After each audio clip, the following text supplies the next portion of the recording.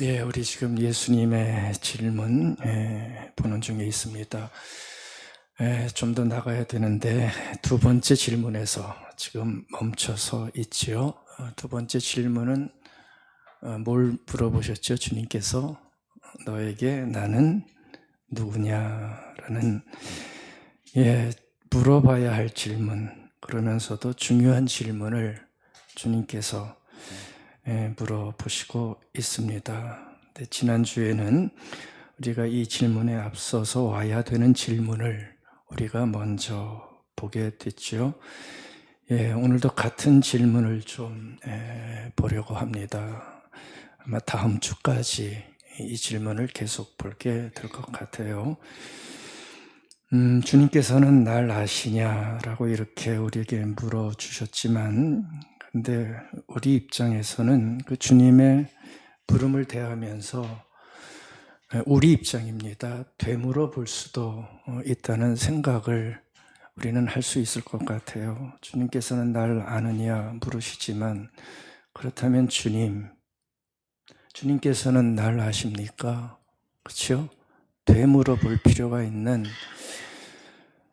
제가 볼 때는 참 필요한 질문이고 답을 가지고 있어야 되는 질문으로 보여집니다. 왜냐하면 우리가 주님을 안다 해도 주님께서 나를 모르신다면, 또 아셔도 대충 아신다면 우리의 신앙과 믿음은 아주 공허해질 수밖에 없지 않겠습니까? 그렇죠? 나를 모르시는 주님을 내가 부른들 그게 얼마나 힘이 되겠습니까? 그래서 주님이 나를 아십니까? 라는 질문도 우리가 참 중요하게 반발하는 게 아니고요, 확인 차원에서라도 물어봐야 되는 그런 신앙인의 질문으로 저는 보고 싶습니다. 주님, 나를 얼마나 아세요? 그렇죠? 얼마나 간절한 물음입니까? 나를 얼마나 아세요? 나의 고통을 정말 아십니까? 나의 인생의 눈물을 주님은 아십니까? 나의 불안과 불만을, 그게 얼마나 고통스러운지 아십니까? 아니, 나의 나됨을 주님은 아십니까? 어떻게 생각하십니까? 여러분들은 흔들림이 없이 여기에 예라고 글쎄요 대답할 리가 얼마나 있을까라는 것도 솔직히 생각해 보게 됩니다. 하지만 지난주에 제가 잠깐 말씀드린 것처럼 성경은 이러한 우리의 질문 앞에 너무나 당당하시요.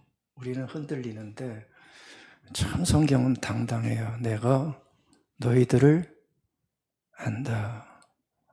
끊임없이 내가 너를 안다. 성부 하나님의 선포를 통해서도 말해주셨고요, 성자 예수님도 우리를 아는 것으로 말해주셨고요, 심지어 성령 하나님은 지금 우리 안에 내주하시사 나와 함께 하시면서 누구보다도 나를 가장 잘 아는 이로 나는 의식하지 못해도, 나의 의문은 남아있어도 성령 하나님은 심지어 내 안에서 일거수일투족을 알고 나의 상처와 부족함과 실패와 죄와 승리와 기쁨까지도 함께 하시면서 나를 아시는 자로 함께 하신다고 성경은 끊임없이 우리에게 말해주고 있습니다. 그러니까 안다는 사인을 계속해서 보내주고 있어요. 이거 좀 받으면 어떨까요? 아닌데요. 이러지 말고 계속 사인을 보내시잖아요. 말씀을 통해서. 그러면 좀 받았으면 좋겠다는 마음 정말 많이 들어갑니다. 오늘 말씀에도 보듯이 나의 안고 일어서는 것, 단순한 삶의 행동이지만 그런 정도로 우리와 함께 하신다는 것이요, 시인의 시적인 표현입니다. 하지만 진실을 말하고 있는 거예요. 이게 시적 언어가 아니라 시적 언어를 통해서 우리에게 말씀하시는 하나님의 진실이라고 저는 봅니다. 나의 안고 일어서는 것, 내가 하는 생각, 좋은 생각, 나쁜 생각 전부 다 나의 모든 일거수일투족 행위, 심지어 내 혀의 말까지 다 아신다. 그렇게 이 시인은 뭐를 느꼈는지 참 이런 놀라운 감흥을 가지고 하나님의 아심을 고백하고 있습니다. 심지어 내가 어디를 가더라도 그것이 하늘이라도 저 땅 끝이라도 저 스월 지옥이라도 흑암이 덮고 있어도 빛 가운데 있어도 주님은 그곳에 나와 함께 하시고 그곳에 있는 나를 알고 계시다. 선포지요. 곰곰이 한번 묵상해 보시고 물어보셔야 되는 중요한 메시지입니다. 근데 시인은 6절에 보면 그런 고백을 하면서도 놀라는 것 같아요. 6절에서 뭐라고 고백해요? 이 지식이, 그러니까 하나님이 나를 안다고 하는 그 고백적인 지식이 내게 너무 기이하다는 거예요. 너무 높다는 거예요. 내게 능히 미치지 못하는 그런 지식인데 알게 하셨다는 거죠. 신비라는 겁니다. 너무 놀랍고 신비한 하나님의 행위가 자신에게 들어왔고 고백되어지고 있다는 것을 얘기하고 있습니다. 그러니까 이러한 하나님의 하심은 우리를 뛰어넘는 너무 높고 기이한 신비한 하나님의 하나님 되심을 선포하고 나타내는 하나님의 권세, 그렇죠? 하나님의 권세, 우리의 모든 것을 넘어서는 하나님의 권세가 저는 내가 너를 안다라는 하나님의 선포 속에 있는 것으로 보여집니다. 그러니까 여러분들, 하나님이 나를 안다, 하나님이 나를 안다, 그 사실을 아는 것이, 잘 생각해 보십시오, 결국은 우리 신앙의 출발이 되어질 수 있습니다. 진정한 신앙의 출발은 하나님이 나를 아신다는 것이 내 안에 확 들어오기 시작할 때, 그게 감격적이 될 때, 그때 진정한 신앙이, 하나님을 향한 나의 신앙이 출발되어질 수 있고요, 그 사실이 내 신앙의 밑바탕이 되어질 수 있는 겁니다. 나와 하나님과의 관계가 없는, 인격적인 관계가 없는 하나님은 신은 될 수 있지만 우리가 믿는 하나님은 될 수 없는 거거든요. 하나님이 나를 안다는 것을 아는 것은 우리 신앙의 출발이라고 할 수 있어요. 우리는 하나님이 나를 안다는 것을 내가 알고 고백할 때 거기서 비로소 뭐가 나오는지 아세요? 믿음이 나와요. 하나님이 나를 안다는 것을 내가 알 때 거기서 하나님을 향한 나의 진정한 믿음이 생기는 거예요. 하나님이 나를 모르는데, 확신이 없는데 무슨 놈의 믿음이 생기겠어요? 어떻게 하나님을 믿겠어요? 안 그렇습니까? 나를 모르는 하나님이 내게 무슨 상관이 있어요? 그런 하나님 뭐하러 믿어요? 그냥 종교성 가지고 그냥 1년에 한 번 무슨 일 되면 가서 그냥 절하고 그러면 말지. 왜 매일 기도하고 매일 묵상하나요?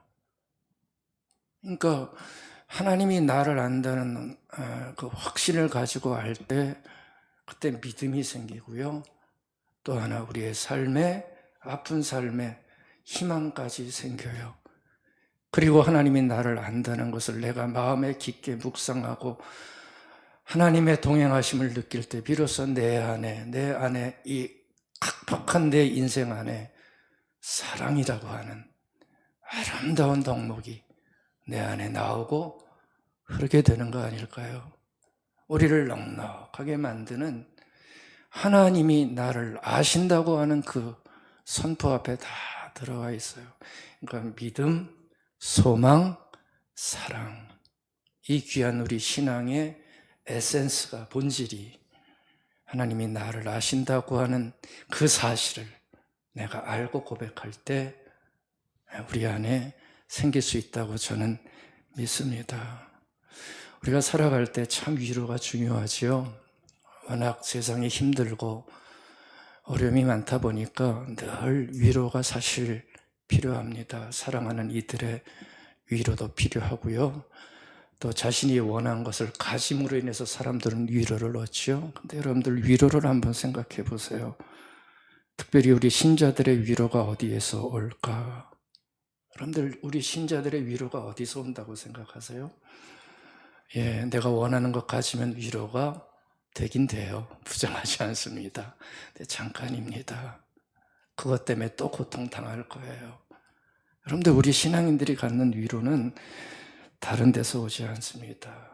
이거예요. 하나님이 나를 아십니다 라고 하는 확신에서 오는 위로가 아마 최고의 위로가 아닐까, 전 그렇게 믿습니다. 하나님이 나를 아시는데 뭐가 위로가 되겠어요? 그 우주의 하나님께서, 그 위대하신 하나님께서 나를 아세요. 아신다는 것은 나와 함께 하신다는 거고요. 나의 온갖 삶의 여건 속에서도 떠나지 아니하시고 나와 동행하신다고 하는 하나님의 약속인데, 가장 큰 위로는 하나님이 나를 안다는 확신에서 여러분들 온다는 것도 한번 꼭 기억해 두시기 바랍니다. 그러니까 위로가 필요할 때 이런 기도 드리세요. 하나님 저를 아시잖아요. 내 형편과 처지와 아픔과 눈물을 아시잖아요. 어디에서나 함께 하신다고 하셨으니 저를 마음껏 위로하시고 지켜주십시오. 잔잔한 평화가 아마 오게 될 겁니다.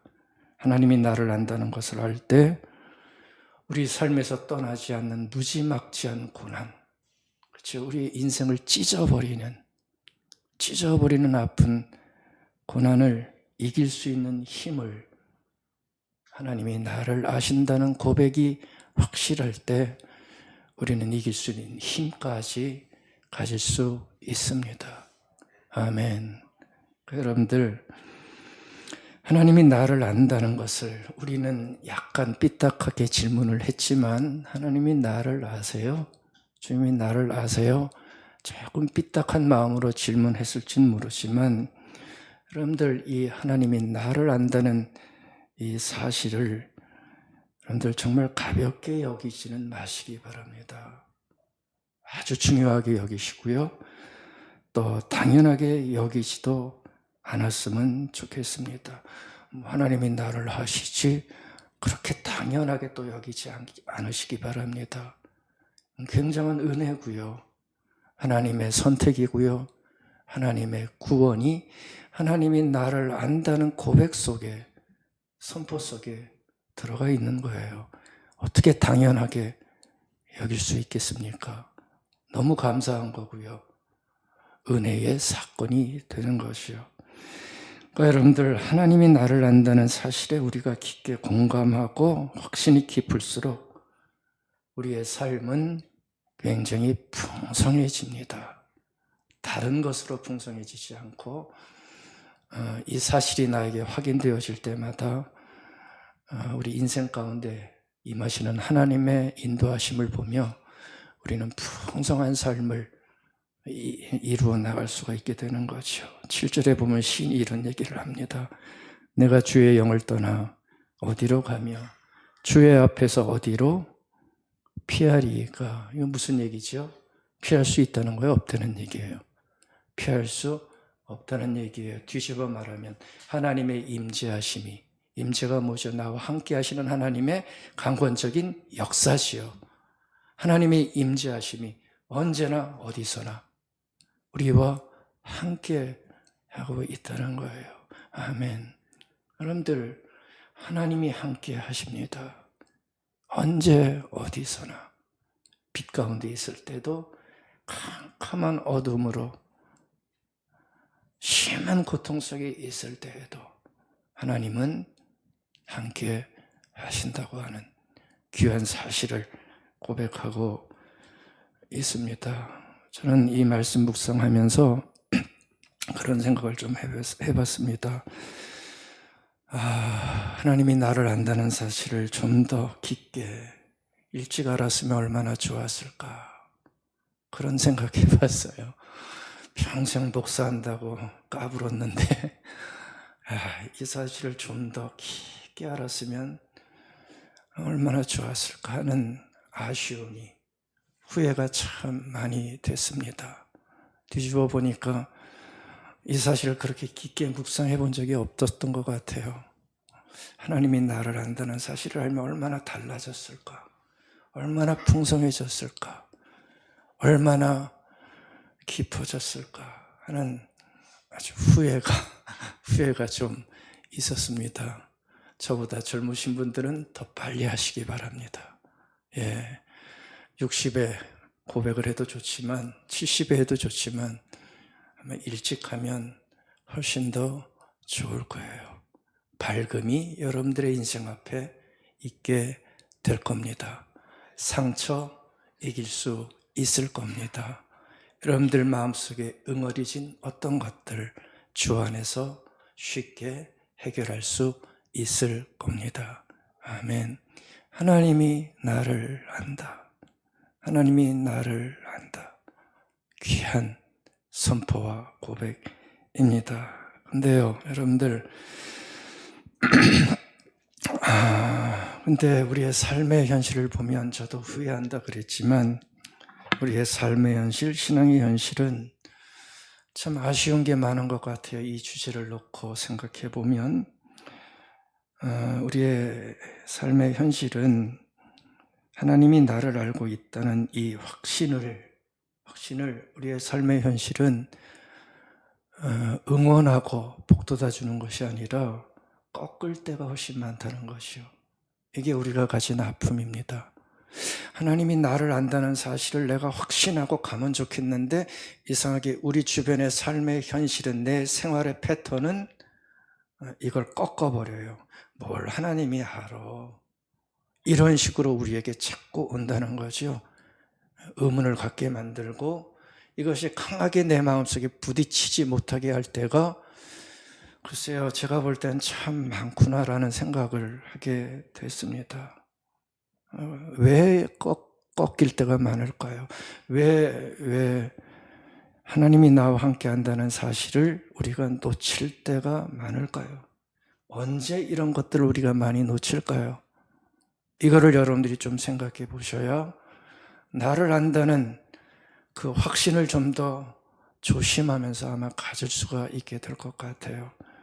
왜 놓칠까? 무엇이 우리를 이러한 귀한 진실과 진리를 꺾어버릴까? 여러분들 한번 생각해 보시기 바랍니다. 제가 몇 가지 정리해서 좀 갖고 왔는데요. 다는 못 보더라도 얼핏 말씀드릴 때에 한번 정리를 좀 한번 해보셨으면 좋겠어요.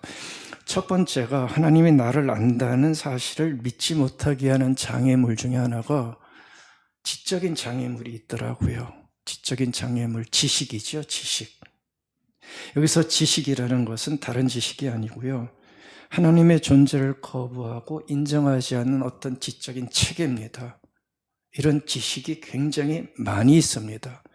하나님을 도무지 인정하지 못하고 믿지 않는 어떤 지식의 체계를 갖고 있는 건데, 여러분들 이런 지식의 체계가 우리에게 계속 들어오면 하나님이 나를 안다는 것을 받을 수가 있을까요? 어떻게 생각하세요? 존재가 없는데 무슨 알미 있겠어요? 하나님이라고 하는 존재가 의심받는데 하나님이 나를 안다라고 어떻게 얘기할 수가 있겠어요? 그건 말이 안 되는 얘기잖아요. 존재가 없으면 아무도 없는 거 아닙니까? 그러니까 사람들은 이렇게 생각하지요. 신자들 중에서도 종교성으로 믿는 분들은 이렇게 합리화시키는 분들이 많이 있어요. 하나님이 나를 안다는 것은 사실이 아니고 뭐랄까요? 짜고 치는 고스톱인가요? 짜고 치는 고스톱처럼 우리 신자들끼리 그러면 참 좋겠다 라고 하는 어떤 희망사항의 총합으로 이런 얘기가 계속 전해져 내려오는 거다라고 생각을 하는 거죠. 그런 지식체계를 갖고 있는 거죠. 근데 이게 지금 굉장히 많습니다. 세속사회 한복판에 살아가고 있는 사람들 대부분이 가지고 있는 판단이고 생각이라고 할 수 있죠. 이런 지식이 하나님을 맡고 있고요.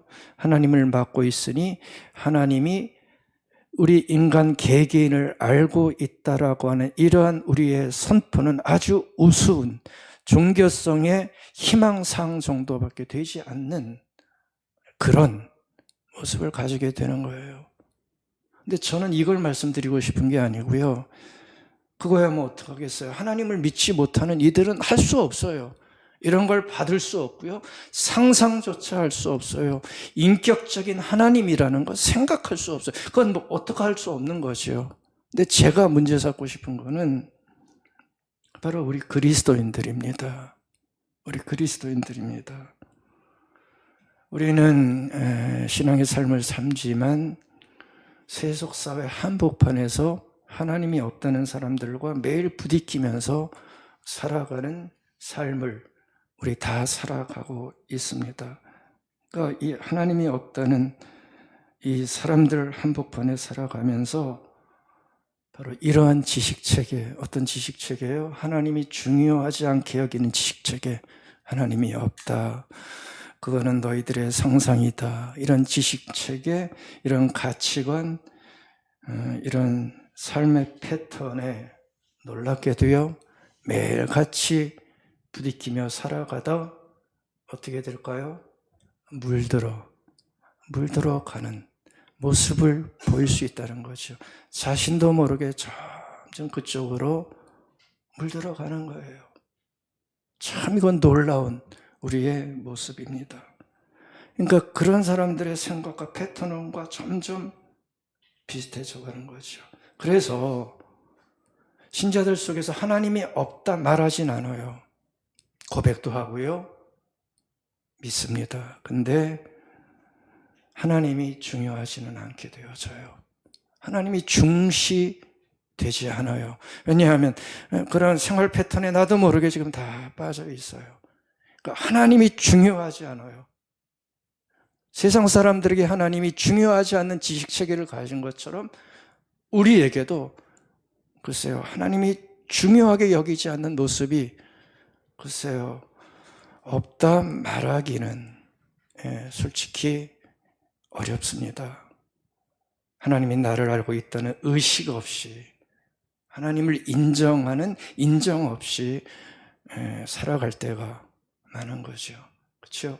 우리의 말도 그렇고 생각도 그렇고 삶의 체계도 그렇고 이런 하나님이 없는 사람들과 구별되지 않는 모습 속에서 살아갈 때가 굉장히 많아요.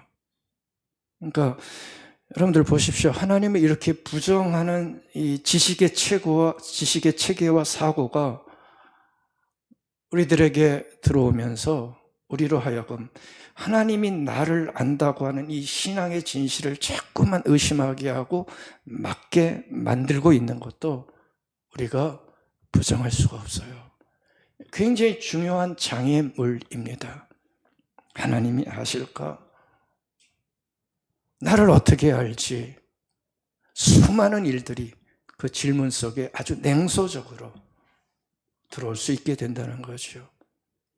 우리가 믿는 하나님은 다른 신들과 달리 인격적인 하나님이십니다. 내 개개인과 관련을 맺고 살아가는 하나님이신데 그런 것들이 다 사라져 버리는 거예요. 하나님이 없는 지식체계 속에서 꿈에도 하나님이 나를 안다는 그 생각을 하지 못하고 혼자 고민하고 혼자 애쓰고 그 안에서 눈물 흘리고 기도 한 번 없이 좌절하고 불안하는 하나님께 맡기는 삶을 진실하게 살아가지 못하는 아픔을 우리가 다 겪고 있는 거죠. 여러분들 이러한 지식체계가 나에게 얼마나 많이 들어왔는지도 한번 생각해 보시기 바랍니다. 이런 것들이 나를 강하게 억누르면 이 귀한 진리를 막을 수밖에 없어요. 두 번째 장애물은 감정이 하나님이 나를 알고 있다는 사실을 굉장히 많이 막는 것을 볼 수가 있어요. 여러분들 하나님이 나를 알고 있다는 사실을 우리는 완전히 거부하진 않아도요. 이 사실이 막힐 때가 굉장히 많습니다. 의문을 가질 때가 굉장히 많습니다. 언제 막히는지 아세요? 제가 세 가지 주로 아주 중요한 세 가지 막힘을 좀 얘기해 드릴게요. 첫 번째가 우리의 삶에 당하는 고난의 현실이 깊어질 때 우리는 하나님이 나를 안다는 사실을 우리가 믿지 못함으로 자꾸 빠져들어가는 걸 볼 수가 있어요. 하나님이 나를 아시면 고난의 현실이 해결되어야 되는데, 아니 그렇게 생각되어지는데 고난의 현실이 자꾸 깊이 내 안에 들어오면 이건 뭐지? 하나님이 나를 안다는 현실이 글쎄요, 어떻게 여러분들은 느끼시는지 모르겠어요. 뭐 고난 별로 심하게 안 당해 보셔서 별로 실감 안 나시는가 본데 이거 굉장히 큰 문제입니다. 두 번째 막힘은 뭐냐면 우리에게는 삶의 뜻을 이룸이 굉장히 중요한데, 특별히 내 뜻을 이루는 게 중요한데, 무엇인가 내 뜻대로 되지 않을 때 하나님이 나를 아신다는 이 사실이 굉장히 많이 흔들리게 됩니다. 내 뜻대로 돼야 되는데 그게 우리의 고집이잖아요. 바람이잖아요. 우리는 다 내 뜻이 가장 중요한 사람들이에요. 뭘 해도 다 내 뜻이 돼야 되고 내 앞길에는 장애가 없어야 된다고 생각하는 사람들인데, 근데 턱하니 내 뜻대로 안 되는 일이 일어나게 되어지면 하나님이 나를 안다는 사실이 자꾸 흔들려요. 감정적으로 흔들려요. 믿음이 흔들리는 거죠. 이거 절대 무시할 수 없습니다. 세 번째, 기도의 응답도 그런 것 중에 하나죠. 우리는 그래도 기도를 간절한 마음을 가지고 합니다. 특별히 기도의 응답이 가장 필요한 순간이 오면 사심 버리고 얼마나 간절히 기도합니까? 근데 그런 간절한 기도의 응답이 없게 되면 하나님이 나를 안다는 사실에 점점 힘이 빠지고요, 심각한 회의가 우리를 휘몰아치는 것을 느낄 수 있습니다. 아신다면서요? 근데 이게 뭐예요? 이런 질문도 오래가지 않아요. 여기서 잘못하면서 신앙의 위기가 오고요, 아주 가볍게 신앙의 현실을 떠나는 아픔도 우리가 보게 됩니다. 아신다면서 이게 뭔가 감정이 흔들리는 거죠. 욥기 13장 24절에서 하도 힘드니까 하나님을 향해서 대드는 구절이 한 구절 알아요? 욥이 이렇게 얘기해요. 어째서 주님께서 나를 피하시나요? 왜? 좀 가까이 와서 자기의 고난을 봐주셔야 되는데, 욥이 생각하니까 너무 힘드니까, 근데도 이게 해결이 안 되니까 하소연하는 거. 어째서 나를 피하시냐고. 어째서 나를 원수처럼 여기시냐고. 이러면서 욥이 하소연하는 장면이 나와요. 감정이 흔들리고 있잖아요. 얼마나 답답하면 이러겠어요. 여러분들, 응답 없는 하나님을 향한 울림은 우리에게 아픔을 줍니다.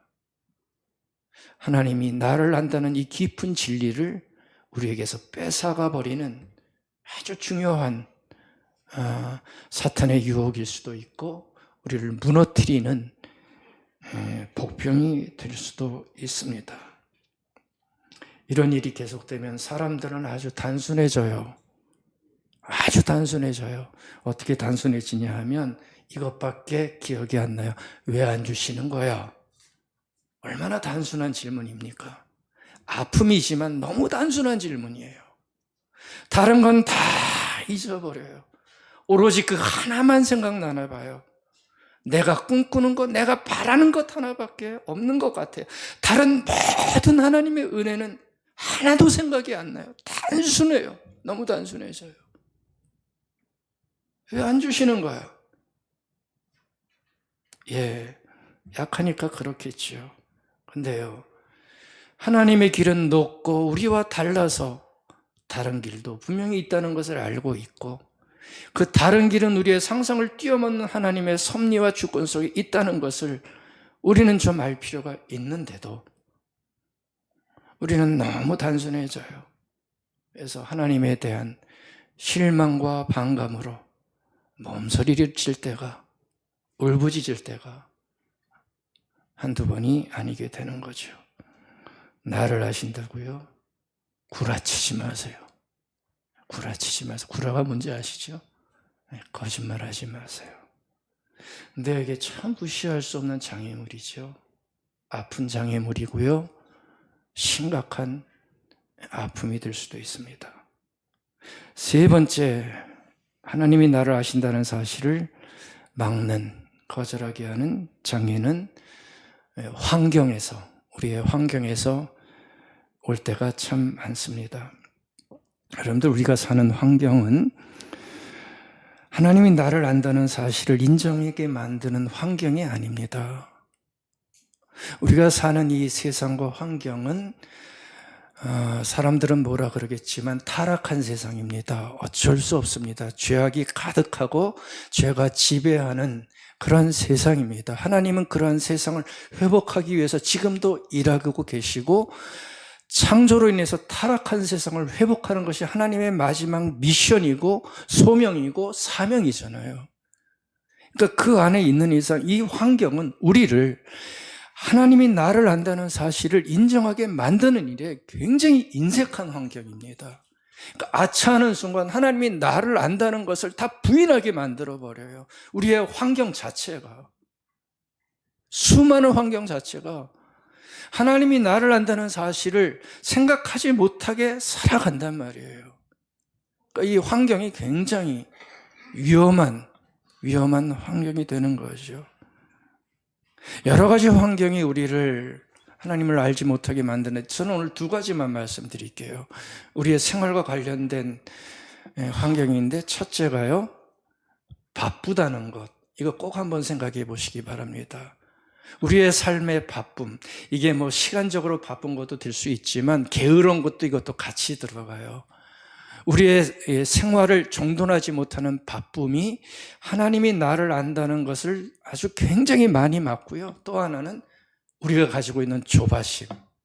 이 조바심도 하나님이 나를 안다는 사실을 아주 철저하게 무너뜨리는 복병이 될 수 있습니다. 여러분들, 바쁘면 여러분들은 어떻게 하십니까? 여러분들, 바쁨이 하나님을 막는, 하나님의 아심을 막는 이유는 그것이 아주 분명하지 않나요? 여러분들, 사람들은 바쁘다 보면, 뭔가 자신이 할 일에 몰두하다 보면 신자들 중에서 대부분은 포기하는 게 있어요. 바쁘면 포기하는 게 뭘까요? 말씀을 포기할까요? 기도를 포기할까요? 아니면 다른 걸 포기할까요? 바쁘면 여러분들은 뭘 포기하세요? 신앙인들이. 근데 참 이상하지요? 신앙인들이 바쁘면, 뭔가 게으르면, 뭔가 내 일에 몰두하면 가장 먼저 포기하는 게 참 이상해요. 그것도. 이게 죄성인 것 같아요. 말씀을 포기해요. 하나님을 향한 기도를 포기하더라고요. 왜요? 바쁘니까. 결국 그 얘기는 뭐지요? 하나님과의 관계를 포기하는 거예요. 바쁨이 주는 가장 큰 위험은 하나님과의 관계가 멀어지게 되는 거예요. 우리는 하나님 없으면 살 수 없는 인생인데, 나를 아시는 하나님 앞에 나를 드러내면서 하나님과의 퍼스널 인격적인, 개별적인, 실질적인 관계를 친밀하게 맺으면서 살아가는 인생으로 하나님이 나를 그렇게 불러주셨는데 그거를 끊어버리는 겁니다. 뭐 때문에요? 나의 시간적인 어떤 우선순위 때문에.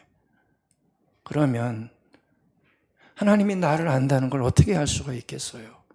몰라요.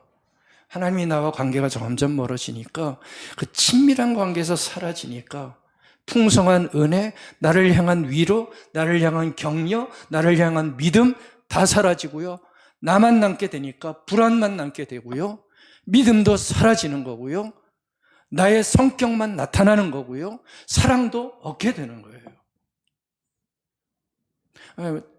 제 분석이 너무 과했다면 용서해 주세요. 근데 무시할 수 없어요. 여러분들, 우리의 바쁨이 하나님을 아는 나의 깊은 믿음을 계속 흔들어요. 아니, 좀 더 잘자, 좀 더 눕자 해도 흔들어요. 말씀이 없어요. 깊은 하나님을 향한 교제가 없어요. 무슨 은둔성장처럼 하루 종일 그러는 게 아니라는 거잖아요. 어디를 가든 어떤 생각이 있든 하나님, 나 이렇게 지금 힘드네요. 어떻게 하면 좋을까요? 질문하라고 그랬잖아요. 그런 게 없으면 나의 감정과 나의 그것밖에 남지 않게 되는 겁니다. 그러면 그것이 하나님을 아는 것을 계속 방해하게 되는 거죠. 그러니까 여러분들 이러한 것들도 여러분들 참 조심하셔야 됩니다. 또 하나 조바심. 이것도 한번 생각해 보시겠어요? 우리가 참 조심해야 될 건데요. 여러분들 조바심은 뭐죠? 조바심. 원하는 어떤 것이 있을 때 그것이 빨리 되기를 원하는 나의 소원, 마음이죠. 이거 다 갖고 있는 마음입니다. 저는 조바심 없는 사람 보지 못했어요. 왜냐하면 내가 원하는 것을 하나님께서 빨리 이루어 주시면 얼마나 좋아요. 그러니까 다 갖고 있는 거예요. 나쁘다 말하는 게 아닙니다. 필요한 것도 될 수 있고요. 아무튼 우리에게 있는 마음이죠. 근데요, 여러분들 이 조바심과 조급함도 우리 신앙인들은 참 조심할 필요가 있습니다. 왜냐하면 이 조바심이 자꾸 커지게 되면 커질수록 하나님에 대한 신뢰가 자꾸 약해지게 되어져요. 뭔가 빨리 내가 원하는 게 이루어지면 다 잘 될 것 같은데 근데 그게 자꾸 늦어지는 이러한 일들이 일어날 수 있거든요. 삶에는. 그렇죠? 하나님은 굉장히 길게 보시는 어떤 섭리를 우리에게 보여주실 때가 많은데 그 한순간의 조바심으로 인해서 하나님에 대한 신뢰가 땅으로 뚝뚝 떨어지는 거예요. 왜요? 조급하니까. 빨리 좀 다 형편피게 하시고 다 고쳐주시고 다 이렇게 하셔야 되는데 자꾸 조급해지는 거예요. 그러면 하나님이 나를 깊게 알고 있다는 이 깊은 진리에서 우리는 점점 멀어지게 되는 거죠. 신뢰가 점점 떨어지게 되는 거예요. 이렇게 원하는데 왜 빨리 안 해주시는 거야? 그렇죠? 나를 안다면 이러시면 안 되지 라고 하는 정당한 하소연 같지만 그것이 계속 있게 되어지면 그 조바심이 하나님을 향한 나의 신뢰를 깎아먹는 믿음으로 갈 수밖에 없습니다. 여러분들 아브라함과 사라 기억나세요? 아브라함과 사라가 이 조바심 때문에 아주 큰 곤혹을 치르잖아요. 아이가 안 생겼어요? 약속의 자녀가 안 생기자 어떡합니까? 조바심이 났죠. 약속은 생각하지 못하고 그래서 하갈을 통해 후손을 얻게 되어져요. 그러다가 얼마나 큰 곤혹을 치릅니까? 부부만 곤혹을 치르는 게 아니라 그의 후손들까지 나중에 이스마엘을 통해서 대대손손 아픔을 겪잖아요. 여러분들 조바심이라는 것은 쉽게 생각하시면 안 됩니다. 조급하더라도 하나님 내가 진득하게 기도하며 당신의 뜻을 묻고 기다리고 믿음으로 살아가고 싶습니다. 힘주시고 은혜 주셔서 조바심을 이길 수 있는 믿음의 삶을 주십시오 라고 기도하는 것이 훨씬 더 내 삶을 풍성하게 만들고 넉넉하게 만들고 담대하게 만들어 갈 수 있습니다. 이 정도까지만 제가 볼게요. 몇 가지 말씀드렸는데 한번 점검해 보시겠어요? 여러분들에게는 어떤 게 가장 많이 맡고 있는지, 하나님이 나를 안다는 이 귀한 진실이 바로 어떤 것들이 나를 맡고 있는지 한번 좀 감히 한번 좀 점검해 보라고 말씀을 좀 드려보겠습니다. 만약에 조금이라도 보여지신다면 하나하나 강하게 격파해서 하나님이 나를 안다는 깊은 확신 가지고 주의 길을 따라갔으면 참 좋겠습니다. 아멘. 함석헌 선생의 질문, 선생의 질문 하나 우리가 살펴보면서 좀 같이 나눠보도록 하겠습니다. 함석헌 선생이 시를 참 많이 썼는데요. 그 시를 통해서 하나 질문하는 게 이번에 이 주제를 보면서 생각이 났어요. 선생님 이런 질문을 하나 남깁니다. 그대 그 사람을 가졌는가? 이런 질문 하나를 우리에게 아주 심각하게 남겨줬어요. 그대 그런 사람을 가졌는가? 여러 해석으로 볼 수 있는 시지만 저는 이번에 다시 보면서 이 선생님이 말하는 그대, 그 사람을 목사 아니랄까봐 주님으로 봐도 무리가 없겠다는 생각을 가지고 보게 됐습니다. 근데 굉장히 은혜가 되더라고요. 이걸 주님으로 봐도 되겠구나. 그 사람을 가졌는가? 그 사람이 주님이거든요. 당신들 그대를 가졌는가? 주님을 가졌는가? 근데 어떤 그대입니까? 그 시에서 그걸 얘기를 해줘요. 제가 한번 읽어드릴게요. 말리긴 나서는 날. 이게 일제시대지요. 아마 간도로 떠나는 어떤 독립운동가의 가정이었던 것 같아요. 친구 있던 것 같아요. 말리길 나서는 날. 생명을 내놓는 날이지요. 처자를 내맡기며. 얼마나 비장합니까? 마음 놓고 갈 만한 사람, 그 사람을 그대는 가졌는가? 가지면 얼마나 든든할까요? 난 떠나지만, 나는 죽을 수도 있지만 처자를 맡기며 마음 놓고 갈 수 있는 사람 가졌는가? 온 세상 다 나를 버려 마음이 외로울 때에도 바로 저 마음이야 하고 믿어지는 바로 그런 사람을 그대는 가졌습니까? 이렇게 묻는 거예요. 온 세상 날 버려도 주 예수 안 버려 끝까지 나를 돌아보시니 주는 저 산 밑에 백과 빛나는 새벽별. 왜 주님이 보이지 여기에? 온 세상 다 나를 버려서 내 마음이 한없이 외로울 때 그를 위로해 주는 그런 그대를 당신들은 가졌는가? 탔던 배 꺼지는 시간, 죽는 시간이지요. 근데 구명대 서로 사양하며 너만은 제발 살아다오 할 그런 사람을 그대는 가졌는가? 이게 주님의 마음 아닌가요? 십자가 정신, 우리를 위해 당신의 몸을 바치는 그 숭고한 희생, 섬김, 바로 그 얘기입니다. 불의의 사형장에서 다 죽여도 너희 세상 빛을 위해 저만은 살려두거라 일러줄 그런 사람을 그대는 가졌는가? 잊지 못할 이 세상을 놓고 떠나려 할 때 저 하나 있으니 하며 빙긋이 웃고 눈을 감을 그 사람을 그대는 가졌는가? 얼마나 아름다워요. 임중의 순간인 것 같아요. 근데 빙긋이 웃어요. 왜요? 그대가 있어요. 처자를 맡기고 눈 감아도 안심할 그대가 있어요.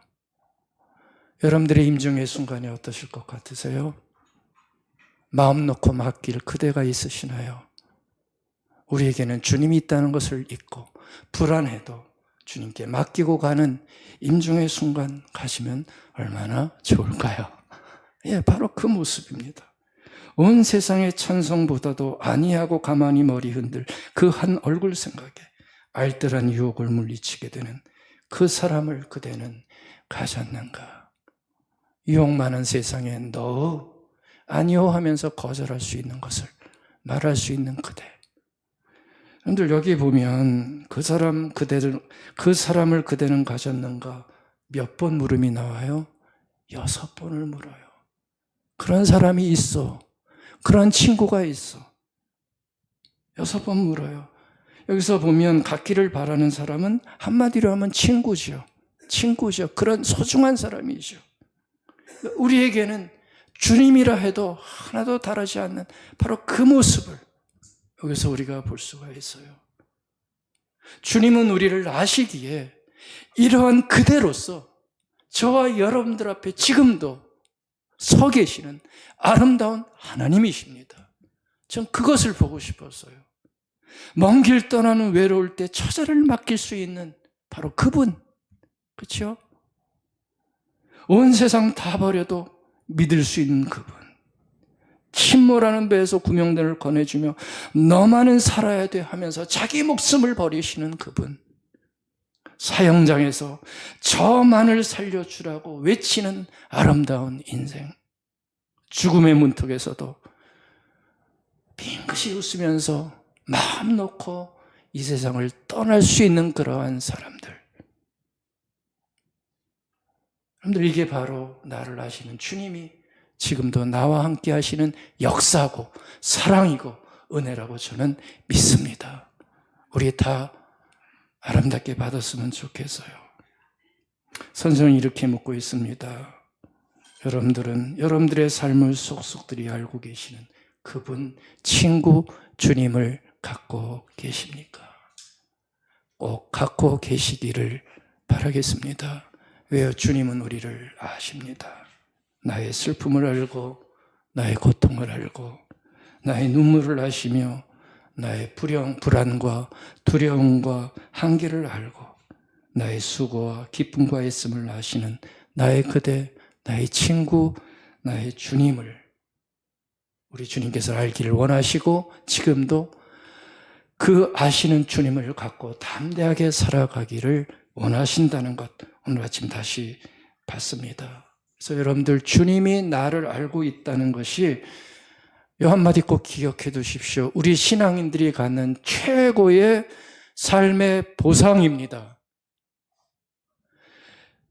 주님이 나를 알고 있다는 사실이 신앙인들이 가지게 되는, 이 땅의 삶을 살면서 가지게 되는 최고의 선물, 최고의 보상이 다른 게 아니고요, 물질도 아니고요, 내가 이루는 업적도 아니고요, 주님이 나를 알고 있다는 것이 가장 최고의 보상이라는 거, 나에게 주시는 그거 하나만은 잊지 마십시다. 우리 인생의 실패와 성공보다 더 값지고 중요한 것이 바로 주님이 나를 아신다는 이 귀한 사실입니다. 왜 그렇지요? 실패와 성공의 유효기간은 어디까지예요? 이 땅에서 끝이에요. 실패와 성공의 유효기간은 끼게 해봤자 이 짧은 인생이 끝이지만 주님의 아심은 이 땅을 넘어 영원까지 이어지는 하나님의 역사고 하나님의 구원이라는 것을 우리는 알고 있어야 됩니다. 그러니까 주님이 나를 알고 있다는 것이 최고의 보상이에요.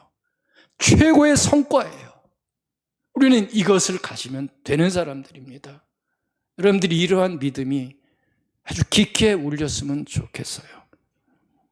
하나님이 나를 안다는 놀라운 선포, 여러분들의 가슴 깊은 곳에서 매 순간 뜨겁게 이해되어지고 확신되어져서 진정한 신앙의 삶 꼭 살아가실 수 있기를 오늘 아침 축복하고 축복드리겠습니다. 아멘.